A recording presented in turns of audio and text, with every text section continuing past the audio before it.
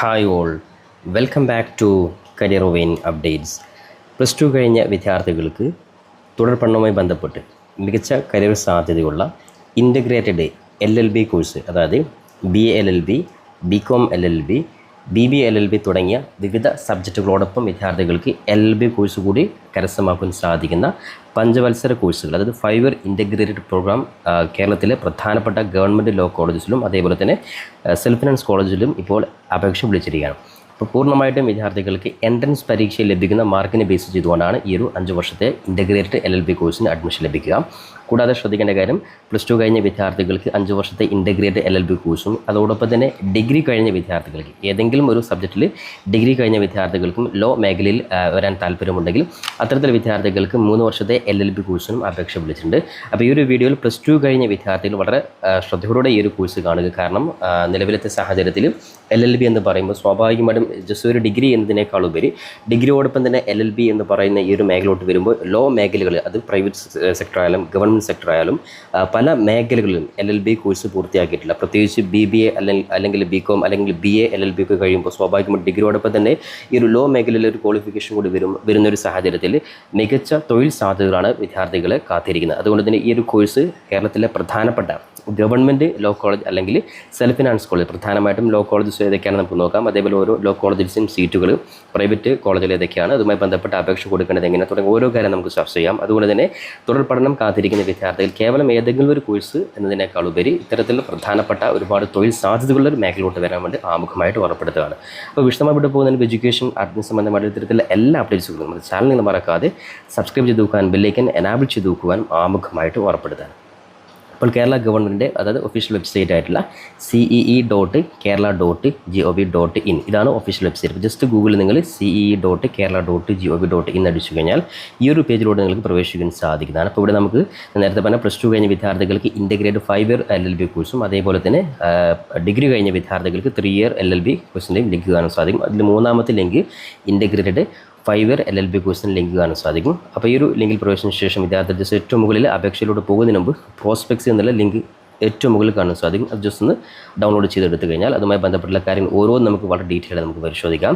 അപ്പോൾ ആദ്യമായിട്ട് അപേക്ഷ സംബന്ധമായിട്ട് ഡേറ്റ് കാര്യങ്ങൾ നോക്കാം. നിലവിൽ ജസ്റ്റ് കഴിഞ്ഞ ദിവസമാണ് അപേക്ഷ വിളിച്ചിട്ടുള്ളത്. അപ്പോൾ അതുമായി ബന്ധപ്പെട്ട് ലാസ്റ്റ് ഡേറ്റ് ഓഫ് ആപ്ലിക്കേഷൻ ശ്രദ്ധിക്കുന്ന കാര്യം 12/5/2025 വരെയാണ്. ഇപ്പോൾ വിദ്യാർത്ഥികൾ മുമ്പിൽ ഈ ഒരു ദിവസം വളരെ കൃത്യമായിട്ട് ഉപയോഗപ്പെടുത്തിക്കൊണ്ട് ഇപ്പോൾ നിലവിൽ ഇന്ന് 9-ാം തീയതി 12-ാം തീയതി വരെ അപേക്ഷ സമയമുണ്ട്. അപേക്ഷിക്കുന്നതിന് മുമ്പ് കൃത്യമായിട്ട് നിങ്ങൾ അപ്ലോഡ് ചെയ്യുന്ന വളരെ പ്രധാനപ്പെട്ട ചില ഡോക്യുമെൻറ്റ്സ് ഉണ്ട്. അതൊക്കെ കൃത്യമായിട്ട് മനസ്സിലാക്കി സെറ്റാക്കി വെച്ചതിന് ശേഷം മാത്രം നിങ്ങൾ അപേക്ഷയോട്ട് പോവുക. കാരണം അപേക്ഷ പൂർത്തീകരിച്ചു കഴിഞ്ഞാൽ പിന്നീട് നിങ്ങൾക്ക് ഒരു ഡോക്യുമെൻറ്റ്സും അപ്ലോഡ് ചെയ്യാൻ സാധിക്കില്ല. അപ്പോൾ ഈ ഒരു സമയത്തിനുള്ളിൽ എല്ലാ കാര്യം സെറ്റാക്കി വെച്ചിട്ട് അപേക്ഷ കൊടുക്കാൻ വേണ്ടി ഉറപ്പെടുത്തുകയാണ്. അതേപോലെ അപേക്ഷ കൊടുത്തു കഴിഞ്ഞാൽ വിദ്യാർത്ഥികൾക്ക് അഡ്മിറ്റ് കാർഡ് ഡൗൺലോഡ് ചെയ്യാൻ സാധിക്കുക മെയ് മാസം 19-ാം തീയതിയാണ്. അതേപോലെ എൻട്രൻസ് എക്സാമിൻ്റെ ഡേറ്റ് 25/5/2025 ആണ്. അതേപോലെ തന്നെ ബാക്കി കാര്യങ്ങളൊക്കെ നിങ്ങൾക്ക് ഹോൾ ടിക്കറ്റ് ലഭിച്ചു കഴിഞ്ഞാൽ നിങ്ങൾക്ക് മനസ്സിലാക്കാൻ സാധിക്കുന്നതാണ്. പിന്നെ അതോടൊപ്പം തന്നെ എക്സാമുമായി ബന്ധപ്പെട്ടുള്ള കാര്യങ്ങൾ, റിപ്പോർട്ടിംഗ് ടൈം, അതേപോലെ entry to the examination hall തുടങ്ങിയ ബാക്കി ഓരോ കാര്യങ്ങളും ഇവിടെ കൃത്യമായിട്ട് ടൈം കാര്യങ്ങൾ, എക്സാമുമായി ബന്ധപ്പെട്ടുള്ള കാര്യങ്ങൾ കൊടുത്തിട്ടുണ്ട്. അപ്പോൾ എന്തായാലും ശ്രദ്ധിക്കേണ്ട കാര്യം, അപേക്ഷ ഡേറ്റ് 12/5-ഉം അതേപോലെ തന്നെ എക്സാമിൻ്റെ ഡേറ്റ് 25/5-ഉമാണ്. അപ്പോൾ നിലവിൽ അപേക്ഷ കൊടുത്തു കഴിഞ്ഞാൽ ഈ പരിമിതമായ സമയത്തിനുള്ളിൽ വിദ്യാർത്ഥികൾക്ക് ഇവിടെ കൊടുത്ത കൃത്യമായിട്ട് സിലബസ് കാര്യങ്ങളൊക്കെ ഈ ഒരു പ്രോസ്പെക്ട്സിൽ കൃത്യമായിട്ട് കൊടുത്തിട്ടുണ്ട്. അതൊക്കെ കൃത്യമായിട്ട് മനസ്സിലാക്കിയിട്ട് നിങ്ങൾ എല്ലാ വിദ്യാർത്ഥികളും ജസ്റ്റ് ഒരു എൻട്രൻസ് പരീക്ഷ എഴുതുവാനെങ്കിലും നിങ്ങൾ ട്രൈ ചെയ്യുക. കിട്ടിക്കഴിഞ്ഞാൽ വിദ്യാർത്ഥികൾ കാത്തിരിക്കുന്നത് പ്രത്യേകിച്ച് എല്ലാ ഗവൺമെൻറ് കോളേജിൽ നിങ്ങൾ ഫസ്റ്റ് ചൂസ് ചെയ്യുക. അപ്പോൾ ഗവൺമെൻറ് കോളേജൊക്കെ കിട്ടിക്കഴിഞ്ഞാൽ നിങ്ങൾക്ക് ഒരുപാട് സാധ്യതകളാണ് നിങ്ങൾ കാത്തിരിക്കുന്നത്.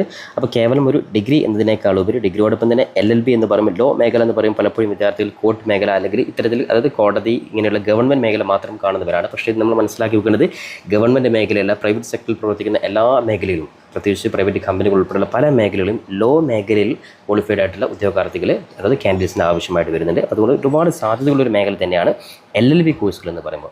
ഓക്കെ, അപ്പോൾ നമുക്ക് അതുമായി ബന്ധപ്പെട്ട് ഓരോ കാര്യം നോക്കാം. അപ്പോൾ അപേക്ഷയുമായി ബന്ധപ്പെട്ട് ശ്രദ്ധിക്കേണ്ട കാര്യം, അതായത് ഏതൊക്കെയാണ് ഡോക്യുമെൻറ്റ്സ് തുടങ്ങിയ ഓരോ കാര്യം നമുക്ക് നോക്കാം.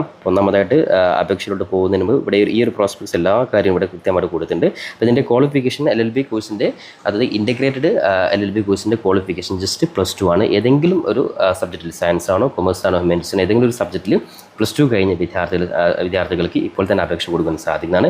ഇനി +2 റിസൾട്ട് വെയിറ്റ് ചെയ്യുന്ന വിദ്യാർത്ഥി ശ്രദ്ധിക്കുന്ന നിലവിൽ മെയ് 21-നാണ് റിസൾട്ട് വരുന്നത്. പക്ഷേ റിസൾട്ട് വരുന്നതിന് മുമ്പ് വെയിറ്റ് ചെയ്യുന്ന വിദ്യാർത്ഥികൾക്കും ഇപ്പോൾ അപേക്ഷ കൊടുക്കാൻ സാധിക്കുന്നതാണ്. അപ്പോൾ അതുകൊണ്ട് തന്നെ റിസൾട്ട് വെയിറ്റിംഗ് എന്നുള്ള ഓപ്ഷൻ കൂടി അപേക്ഷയിൽ കൊടുത്തിട്ടുണ്ട്. അപ്പോൾ അതുകൊണ്ട് തന്നെ റിസൾട്ട് കാത്തിരിക്കുന്നവർ ഒരിക്കലും അപേക്ഷ കൊടുക്കാതിരിക്കരുത്. കൃത്യമായിട്ട് അപേക്ഷ കൊടുത്ത് പരീക്ഷയ്ക്ക് വേണ്ടി പ്രിപ്പറേഷൻ നടത്തുക.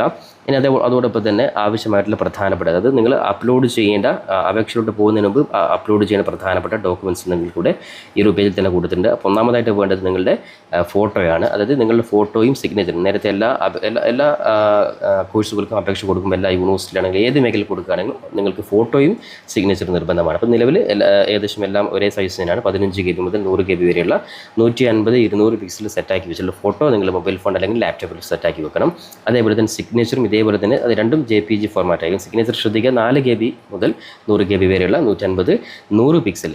അപ്പോൾ ഈ ഒരു നോർമൽ എല്ലാ യൂണിവേഴ്സിറ്റിയിലും ഫോട്ടോയും സിഗ്നേച്ചറും ഈ ഒരു സെയിം ഫോർമാറ്റിൽ തന്നെയാണ് ആവശ്യമായിട്ടുള്ളത്. അപ്പോൾ നിങ്ങൾ ഓൾറെഡി സെറ്റാക്കി വെച്ചിട്ടുണ്ട്. അപ്പോൾ ഫോട്ടോയും അതേപോലെ തന്നെ സിഗ്നേച്ചറും സെറ്റാക്കി വെക്കുക. അപ്പോൾ തന്നെ അപ്ലോഡ് ചെയ്യേണ്ട മറ്റു പ്രധാനപ്പെട്ട ഡോക്യുമെൻറ്റ്സ് ഇവിടെ നിങ്ങൾക്ക് തൊട്ട് താഴെ കാണാൻ സാധിക്കും. ഇത് SSLCയുടെ സർട്ടിഫിക്കറ്റിൻ്റെ ഫോട്ടോ ജസ്റ്റ് നിങ്ങൾ PDF സ്കാൻ ചെയ്ത് PDF സെറ്റാക്കി വെക്കുക. ഇനി അതേപോലെ സംവരണ വിഭാഗത്തിൽപ്പെട്ട വിദ്യാർത്ഥി, അതായത് OBC വിഭാഗത്തിൽപ്പെട്ട വിദ്യാർത്ഥികളാണെങ്കിൽ നിർബന്ധമായിട്ടും നോൺ ക്രിമിനൽ സർട്ടിഫിക്കറ്റ്, അതായത് കേരള സ്റ്റേറ്റ്, അതായത് ശ്രദ്ധിക്കുന്ന സ്റ്റേറ്റ് ഗവൺമെൻറ് നൽകുന്ന നോൺ ക്രിമിനൽ സർട്ടിഫിക്കറ്റ്, അത് സെൻട്രൽ ഗവൺമെൻറ് പർപ്പസിനല്ല, അതായത് കേന്ദ്ര ഗവൺമെൻറ്റും അതേപോലെ സ്റ്റേറ്റ് ഗവൺമെൻറ് രണ്ടും വ്യത്യാസമുണ്ട്. അപ്പോൾ അതുകൊണ്ട് തന്നെ നമ്മുടെ കേരള ഗവൺമെൻറ് ആവശ്യങ്ങൾക്ക് വേണ്ടി, അതായത് എഡ്യൂക്കേഷൻ ആവശ്യങ്ങൾക്ക് വേണ്ടി നൽകുന്ന, അതായത് നിങ്ങൾ താലൂക്ക് ഓഫീസിൽ നിന്ന് പ്രൊവൈഡ് ചെയ്യുന്ന പ്രധാനപ്പെട്ട നോൺ ക്രിമിനൽ സർട്ടിഫിക്കറ്റ്, അതൊക്കെ നിങ്ങൾ ജസ്റ്റ് ഓൺലൈനായിട്ട് തന്നെ നോൺ ക്രിമിനൽ സർട്ടിഫിക്കറ്റ് അപ്ലൈ ചെയ്യാം. അപ്പോൾ അതിൻ്റെ പർപ്പസ് അപ്ലൈ ചെയ്യുമ്പോൾ ശ്രദ്ധിക്കുക, എഡ്യൂക്കേഷൻ അതേപോലെ എംപ്ലോയ്മെൻറ്റ്. അപ്പോൾ നിങ്ങൾ എഡ്യൂക്കേഷൻ പർപ്പസിന് വേണ്ടിയിട്ട് നിങ്ങൾ സ്റ്റേറ്റ് എഡ്യൂക്കേഷൻ പർപ്പസിന് വേണ്ടിയിട്ട് നിങ്ങൾ നോൺ ക്രിമിനൽ സർട്ടിഫിക്കറ്റ് അപ്ലൈ ചെയ്യുക. അതൊക്കെ പെട്ടെന്ന് സെറ്റ് ചെയ്യുക, ഇല്ലാത്തവരാണ് പെട്ടെന്ന് അപ്ലൈ ചെയ്ത് ക്ലിയർ ആക്കുക. അതേപോലെ മറ്റു SC വിഭാഗത്തിൽപ്പെട്ട വിദ്യാർത്ഥികളാണ്. അത്തരത്തിലുള്ള വിദ്യാർത്ഥികളും താലൂക്ക് ഓഫീസർ, തഹസിൽദാർ നൽകുന്ന കമ്മ്യൂണിറ്റി സർട്ടിഫിക്കറ്റ് നിർബന്ധമായിട്ട് നിങ്ങൾ അപ്ലോഡ് ചെയ്യണം. കൂടാതെ മറ്റു ഏതെങ്കിലും റിസർവേഷൻ കാറ്റഗറിയിൽപ്പെട്ടവരാണ് അവരുടെ സർട്ടിഫിക്കറ്റ്. അതേപോലെ EWS വിഭാഗത്തിൽപ്പെട്ട വിദ്യാർത്ഥികൾ EWS സർട്ടിഫിക്കറ്റ് നിർബന്ധമായിട്ടും ഹാജരാക്കണം. അതേപോലെ SLC സർട്ടിഫിക്കറ്റ് പ്രധാനമായിട്ടും ശ്രദ്ധിക്കേണ്ട കാര്യം നിങ്ങളുടെ അതായത് ഡേറ്റ് ഓഫ് ബർത്ത്, അതായത് നിങ്ങളുടെ ബർത്ത് സർട്ടിഫിക്കറ്റിന് പകരമായിട്ട് SLC സർട്ടിഫിക്കറ്റ് ഉപയോഗിക്കാൻ സാധിക്കുന്നത്. കാരണം നേറ്റിവിറ്റി ഇന്ത്യക്കാർക്ക് മാത്രമാണ് ഈ ഒരു കോഴ്സിന് അപേക്ഷ കൊടുക്കാൻ സാധിക്കുള്ളൂ. അതോടൊപ്പം തന്നെ വളരെ പ്രധാനപ്പെട്ട കാര്യം നേറ്റിവിറ്റി സർട്ടിഫിക്കറ്റ് ആണ്. അപ്പോൾ നേറ്റിവിറ്റി സർട്ടിഫിക്കറ്റ് നിർബന്ധമായിട്ട് നിങ്ങൾ സെറ്റാക്കി വെക്കണം. അപ്പോൾ അപേക്ഷയിലോട്ട് പോകുന്നതിന് മുമ്പ് പ്രധാനമായിട്ടും പുറമേ നിന്ന് സെറ്റാക്കി വെക്കേണ്ടത് നേറ്റിവിറ്റി സർട്ടിഫിക്കറ്റ്, OBC വിഭാഗക്കാരാണ് നോൺ ക്രിമിനൽ സർട്ടിഫിക്കറ്റ്, SC വിഭാഗക്കാരാണ് കമ്മ്യൂണിറ്റി സർട്ടിഫിക്കറ്റ്, പിന്നെ അതേപോലെ EWS വിഭാഗത്തിൽപ്പെട്ട EWS സർട്ടിഫിക്കറ്റ്. ഇത്തരത്തിൽ പ്രധാനപ്പെട്ട സർട്ടിഫിക്കറ്റുകൾ നിങ്ങൾ കൃത്യമായിട്ട് നിങ്ങൾ സെറ്റാക്കി വെക്കണം. ഓക്കെ, ഇനി നമുക്ക് പ്രധാനമായിട്ടും ഏതൊക്കെയാണ് കോളേജുകൾ എന്നുള്ള കാര്യം നമുക്ക് നോക്കാം. കേരളത്തിൽ പ്രധാനമായിട്ടും 4 ഗവൺമെൻറ് ലോ കോളേജുകളാണുള്ളത്. അതായത് ഒന്നാമത് ഗവൺമെൻറ് ലോ കോളേജ് ട്രിവാൻഡ്രം, അവിടെ പ്രൊവൈഡ് ചെയ്യുന്നത് BA LLB കോഴ്സാണ്. അപ്പോൾ 120 സീറ്റ് ഈ പറയുന്ന കോളേജിൽ പ്രൊവൈഡ് ചെയ്യുന്നുണ്ട്, BA LLB. ഇനി അതേപോലെ രണ്ടാമത് എറണാകുളം ജില്ലയിലാണ് ഗവൺമെൻറ് ലോ കോളേജ് ഉള്ളത്. അവിടെ BCom LLB honours course 60 seat provide ചെയ്യുന്നുണ്ട്. ഇനി തൃശ്ശൂർ ജില്ലയിൽ, അതായത് ഗവൺമെൻറ് ലോ കോളേജ്, അവിടെ BBA LLB ഹോണേഴ്സ് വിഭാഗം 60 സീറ്റ്. കൂടാതെ government law college Kozhikode BBA LLB 120 seat. അപ്പോൾ ഇത്രയും സീറ്റുകളാണ് ഈ 4 ഗവൺമെൻറ് കോളേജിലായിട്ട് പ്രൊവൈഡ് ചെയ്യുന്നത്. അപ്പോൾ നിങ്ങൾ മനസ്സിലാക്കി വെക്കേണ്ടത്, അതായത് ഏകദേശം ഒരു കോളേജിൽ തന്നെ 120 അതേപോലെ 60 എന്നീ സീറ്റുകളാണ്.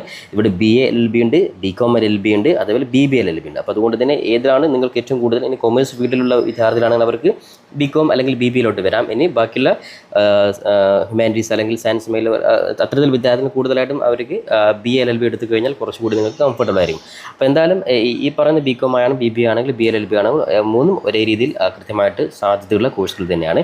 ഇനി അത് കൂടാതെ പ്രൈവറ്റ് മേഖലയിൽ, അതായത് സെൽഫ് ഫിനാൻസ് മേഖലയിൽ എടുക്കുകയാണെങ്കിൽ ഏകദേശം 28 സെൽഫ് ഫിനാൻസ് കോളേജിൽ ഈ പറയുന്ന കോഴ്സുകൾ പ്രൊവൈഡ് ചെയ്യുന്നുണ്ട്.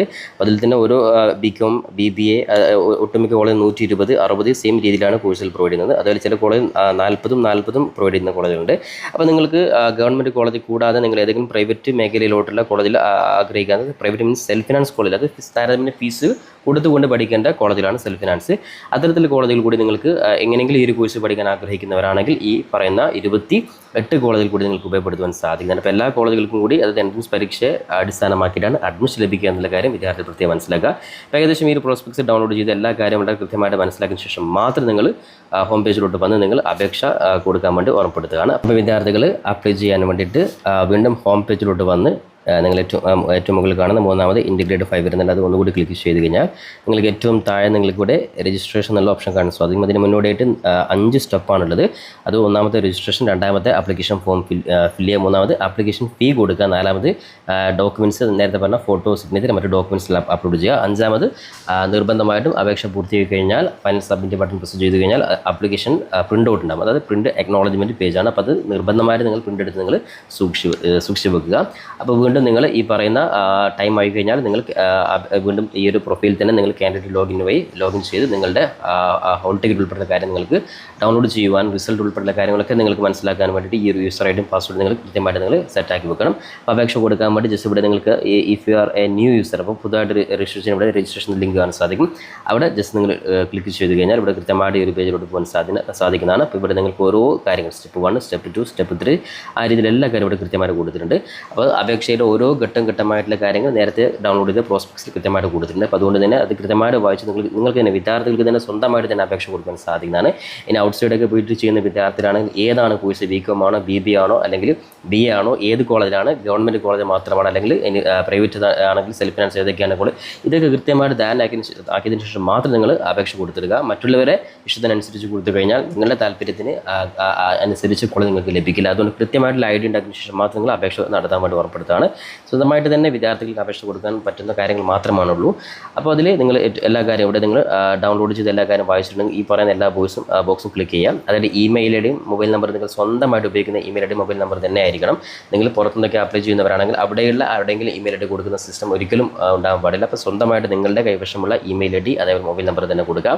അതിലെല്ലാ ഫോട്ടോ സിഗ്നേച്ചറൊക്കെ നിങ്ങൾ കൃത്യമായിട്ട് സെറ്റാക്കിയിട്ടുണ്ടെങ്കിൽ ഉറപ്പ് കൊടുക്കുക. അതിനുശേഷം നിങ്ങൾ ഈ 4 ബോക്സും കൃത്യമായിട്ട് ക്ലിക്ക് ചെയ്ത് proceed four registration button click ചെയ്ത് കഴിഞ്ഞാൽ ബാക്കി നിങ്ങൾ SSLC ബുക്കിൽ അതേ രീതിയിൽ നിങ്ങളുടെ പേഴ്സണൽ ഡീറ്റെയിൽസ് ടൈപ്പ് ചെയ്ത് കൊടുക്കുന്നു, അക്കാഡമിക് ഡീറ്റെയിൽസ് ടൈപ്പ് ചെയ്ത് കൊടുക്കുന്നു, അതേപോലെ ഡോക്യുമെൻറ്റ്സ് അപ്ലോഡ് ചെയ്യുന്നു, അതുപോലെ ആപ്ലിക്കേഷൻ ഫീസ് പേയ്മെൻറ്റ് ചെയ്യുന്നു. അതിനുശേഷം ലാസ്റ്റ് ഫൈനൽ നിങ്ങൾ കൺഫർമേഷൻ കൊടുത്ത് ഫൈനൽ പ്രിൻ്റ് ഔട്ട് നിങ്ങൾ എടുത്ത് വെക്കുന്നു. അപ്പോൾ ഇത്രയും കാര്യങ്ങൾ മാത്രമാണ് ഇൻ്റഗ്രേറ്റഡ് ഈ പറയുന്ന LLB കോഴ്സുമായി ബന്ധപ്പെട്ട് ശ്രദ്ധിക്കുന്ന കാര്യം. അപ്പോൾ കേരള ഗവൺമെൻറ്റിൻ്റെ കീഴിലുള്ള പ്രധാനപ്പെട്ട ഈ കോളേജുകളും സെൽഫ് ഫിനാൻസ് കോളേജിലും വളരെ പ്രധാനപ്പെട്ട +2 കഴിഞ്ഞ വിദ്യാർത്ഥികൾക്ക് ഒരുപാട് career സാധ്യതകളുള്ള BCom, BBA, BA, LLB കോഴ്സിന് ഇപ്പോൾ തന്നെ നിങ്ങൾ കൃത്യമായിട്ട് അപ്ലൈ ചെയ്യുക. എന്തായാലും അപ്ലൈ ചെയ്തതുകൊണ്ട് നിങ്ങൾക്കൊന്നും നഷ്ടപ്പെടാൻ പോകുന്നില്ല. കാരണം അപ്ലൈ ചെയ്ത് കഴിഞ്ഞ് നിങ്ങൾ ജസ്റ്റ് എൻട്രൻസ് പരീക്ഷ എഴുതുക. എൻട്രൻസ് പരീക്ഷയിൽ നിങ്ങൾക്ക് കൂടുതൽ മാർക്ക് കിട്ടി കഴിഞ്ഞാൽ റാങ്ക് അടിസ്ഥാനത്തിൽ നിങ്ങൾക്ക് അഡ്മിഷൻ ലഭിക്കുന്നതായിരിക്കും. ഇനി അതോടൊപ്പം തന്നെ ഡിഗ്രി കഴിഞ്ഞ വിദ്യാർത്ഥികൾ, അത്തരത്തിലുള്ള വിദ്യാർത്ഥികൾ ഈ പറയുന്ന ഹോം പേജിലോട്ട് വന്ന് ജസ്റ്റ് LLB 3 ഇയർ കോഴ്സ് എന്നുള്ള ആ രീതിയിൽ ആ ലിങ്ക് വഴി നിങ്ങൾ ആപ്ലിക്കേഷൻ കൊടുക്കാൻ വേണ്ടി ഉറപ്പെടുത്തുകയാണ്. അപ്പോൾ +2 കഴിഞ്ഞ വിദ്യാർത്ഥികൾക്ക് തുടർ പഠനവുമായി ബന്ധപ്പെട്ട് ഒരുപാട് സാധ്യതകളുള്ള വിവിധ കോഴ്സുകൾ, അതേപോലെ തന്നെ യൂണിവേഴ്സിറ്റികൾ, അത്തരത്തിലുള്ള എല്ലാ കോഴ്സുകളുമായി ബന്ധപ്പെട്ടുള്ള എല്ലാ അപ്ഡേറ്റ്സുകളും നമ്മുടെ ചാനൽ നിങ്ങൾ ഇതുവരെ സബ്സ്ക്രൈബ് ചെയ്തതിന് മറക്കാതെ ഇപ്പോൾ തന്നെ സബ്സ്ക്രൈബ് ചെയ്ത് നോക്കാനും ബെല്ലൈക്കൻ എനാബിൾ ചെയ്ത് നോക്കുവാനും പരമാവധി നിങ്ങൾ സുഹൃത്തുക്കൾ കൂടി ഇത്തരത്തിൽ വീഡിയോ ഷെയർ ചെയ്ത് കൊടുക്കാനും കൂടി ഉറപ്പെടുത്തിക്കൊണ്ട് പുതിയൊരു അപ്ഡേറ്റും നമുക്ക് വീണ്ടും കണ്ടുമുട്ടാം. അതുവരെയും തൽക്കാലം ഇറ്റ്സ് മീ സവാദ് ശരി. Thank you for watching this video.